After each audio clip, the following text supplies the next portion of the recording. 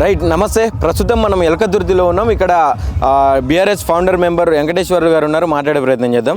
నమస్తే అన్న. నమస్తే. ఎట్లా ఉండబోతుందన్న? ఇప్పుడు భారీ ఎత్తున సభ రేపు జరగబోతా ఉన్నది, సర్వం సిద్ధం అయిపోయినట్టే. రేపు ఆయన కార్యాచరణ ఎలా ఉండబోతున్నది? ఎన్ని గంటలకు స్టార్ట్ అవుతాడు? ఇక్కడికి వచ్చేసరికి ఎంత అయింది? ఎప్పుడు స్టార్ట్ చేస్తారు ఈ సభ? బీఆర్ఎస్ పార్టీ తెలంగాణ స్వరము, కేసీఆర్ సారు తెలంగాణ ఒక వరము. ఈరోజు ఒక మైల్ స్టోన్ దాటింది బీఆర్ఎస్ పార్టీ. మైల్ స్టోన్ అంటే ఎన్నో ఉద్యమాల చరిత్ర నుంచి గవర్నమెంట్ వచ్చి తెలంగాణ వచ్చిన తర్వాత ఈరోజు 25 సంవత్సరాల మైల్ స్టోన్లో ఇక్కడ 1300 ఎకరాల ల్యాండు, 1300 ఎకరాల ల్యాండ్లో 168 ఎకరాల ల్యాండ్లో మనం సభ జరుపుకుంటున్నాము. మిగతా 1150 ఎకరాలలో ఏబిసిడి జోన్లు చేసేసి పార్కింగ్ ఏరియాకి సెలెక్ట్ చేశాము. గౌరవ్ కేసీఆర్ గారు ఎండలను దృష్టిలో పెట్టుకొని లేడీస్ని రావద్దని చెప్పారు. ఓన్లీ మా బీఆర్ఎస్ పార్టీకి సంబంధించినటువంటి కార్యవర్గం సంబంధించిన వాళ్ళే వస్తారు. మొత్తానికి 13 నుంచి 17 లక్షల ఎక్స్పెక్టేషన్ జరుగుతుంది. ఈ 1150 ఎకరాల పార్కింగ్లో ఇప్పుడు మనం ఉన్నటువంటి ప్రాంతం అంతా ఇది ఇటు హెలిప్యాడ్ ఉంటుంది, ఇటు విఐపి పార్కింగ్ ఉంటుంది. రైట్ సైడ్లో సార్ వచ్చిన తర్వాత పార్కింగ్ అయిపోయిన తర్వాత సభ అయిపోయిన తర్వాత సార్ వెళ్ళడానికి మొత్తం ఇది ప్రపంచంలోనే ఒక మైల్ స్టోన్. బీఆర్ఎస్ పార్టీ 25 సంవత్సరాల మైల్ స్టోన్ దాటుతుంది. ఎందుకోసం అంటే గౌరవ కేసీఆర్ గారు ఆ రోజు ఆత్మ బలిదానం చావు నోట్లోకి తలబెట్టి తెలంగాణ తెచ్చిన తర్వాత 14 సంవత్సరాల యాజిటేషను, 10 సంవత్సరాల అడ్మినిస్ట్రేషన్లో భారతదేశంలో లేనటువంటి ఫలాలను, భారతదేశంలో అభివృద్ధి సంక్షేమ ఫలాలు ఎక్కడ లేనటువంటి సంక్షేమంలో పెట్టిన తర్వాత అన్ఎక్స్పెక్టెడ్లీ కాంగ్రెస్ గవర్నమెంట్ వచ్చి 6 గ్యారెంటీల పేరుతో మోసపూరితమైనటువంటి హామీలు ఇచ్చి ఈరోజు సతికిలబడ్డది కాంగ్రెస్ గవర్నమెంట్. మా సభ నిర్వహణ ఏంటంటే గౌరవ్ కేసీఆర్ గారు 5 to 6 మధ్యలో వస్తారు.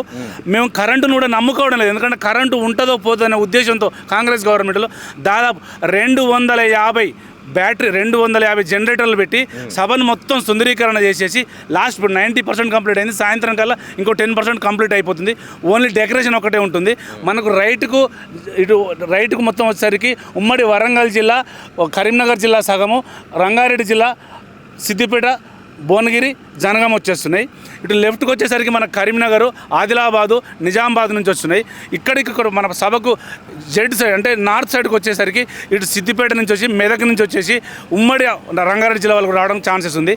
ఇక్కడ సభ జరుపుకోవడం అంటే ఎట్లుంటుందంటే ఒక బీఆర్ఎస్ పార్టీ మైల్ స్టోన్ దాటింది. 25 సంవత్సరాల బీఆర్ఎస్ చరిత్ర, 15-16 సంవత్సరాలు టీఆర్ఎస్గా ఉండి గత 6 సంవత్సరాల బీఆర్ఎస్ పార్టీగా ఉంటూ ఈ మైల్ స్టోన్ అంటే ప్రపంచ చరిత్రలో ఇది ఒక మైల్ స్టోన్ బీఆర్ఎస్ పార్టీ. ఇది తెలంగాణ బీఆర్ఎస్ పార్టీ అనే తెలంగాణ ప్రజల యొక్క ఆశ, ఆ ప్రజల గొంతుకనే బీఆర్ఎస్ పార్టీ. ఈ పార్టీకి సంబంధించిన గౌరవ కేసీఆర్ గారు ఈరోజు యాక్చువల్లీ ఎవ్రీ ఇయర్ 2 ఇయర్స్కి ఒకసారి ప్లీనరీ మేము చేసుకుంటాం. ప్లీనరీ చేసుకొని ప్రతినిధుల సభ పెట్టుకుంటాం. ఈసారి ప్రతినిధుల సభ లేకుండా ఓన్లీ ప్లీనరీకి సంబంధించినటువంటి బహిరంగ సభ ఒకటే పెట్టుకున్నాం.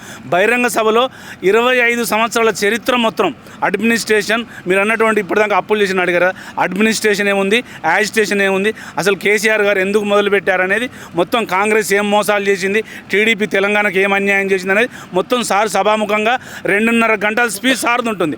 ఆ 2.5 గంటల స్పీచ్లో విపులంగా తెలంగాణ యాసలో, తెలంగాణ గుడికారంలో సార్ ఒక సభ ఉంటుందని ప్రజలు ఈరోజు తండోపతండలుగా మార్నింగ్ నుంచి చుట్టుపక్కల గ్రామ ప్రజలు ఈ స్టేజ్ని చూసుకోవాలి. కేసీఆర్ గారు వస్తున్నారంటే తెలంగాణ తెచ్చిన సారు మేము డైరెక్ట్ చూడలేకపోతున్నాండి. ఈరోజు ఉన్నటువంటి ఎలకతుర్తి మండలం కానీ, అసన్పర్తి మండలం కానీ, పక్కన ఉన్న హుస్నాబాద్ మండలం కానీ, ఇటు పక్క పరకాల వాళ్ళు కానీ మొత్తం సభకు ప్రజలు కార్లు తీసుకుని ముందే ఎర్లీ మార్నింగే వచ్చి చూసిపోతున్నారు. ఎందుకంటే గౌరవ కేసీఆర్ గారి సభ పెట్టిండు, ఇది భారత చరిత్రలో ఒక చరిత్రలాగా, ఒక మైల్ స్టోన్లాగా మిగిలిపోతుందని ప్రజలు స్వచ్ఛందంగా తండోపతండాలుగా మార్నింగ్ 6గా వచ్చేసి జరుగుతున్నటువంటి ఈ సభ యొక్క ముఖ్య ఉద్దేశం ఏంటంటే ఈ రాష్ట్రంలో జరుగుతున్న రాక్షస పాలన 25 సంవత్సరాల చరిత్రను, పార్టీని, ఈ 1.5 ఇయర్ కాంగ్రెస్ చరిత్రను సారు సభాముఖంగా తెలియజేస్తారు. దానికి జరుగుతున్నటువంటి ఈ సభ.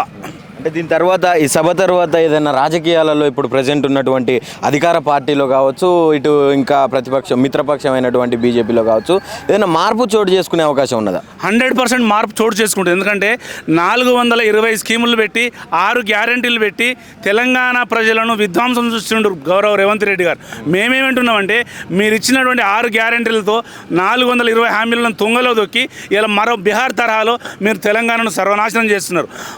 రాష్ట్ర రాజకీయాల్లో మరో మార్పు రాబోతుంది. ఎందుకంటే 1.5 ఇయర్లోనే కేసీఆర్ గారు ఓడిపోతే కేసీఆర్ గారు లేకుండా ప్రజలు ఎట్లా విలవిలలాడుతున్నారో తెలిసిపోతుంది. ఇలా వాటర్ కానీ, కరెంటు కానీ, రైతుల బాగోగులు కానీ, రుణమాఫీ కానీ, ఇలా కేసీఆర్ కిట్ కానీ, ప్రోటీన్స్ కిట్ కానీ, సార్ ఇచ్చినటువంటి సంక్షేమ ఫలాలు ఇలా లేక కాంగ్రెస్ పాలనలో ప్రజలు విలవిలలాడి హింసకు గురి అవుతున్నారు.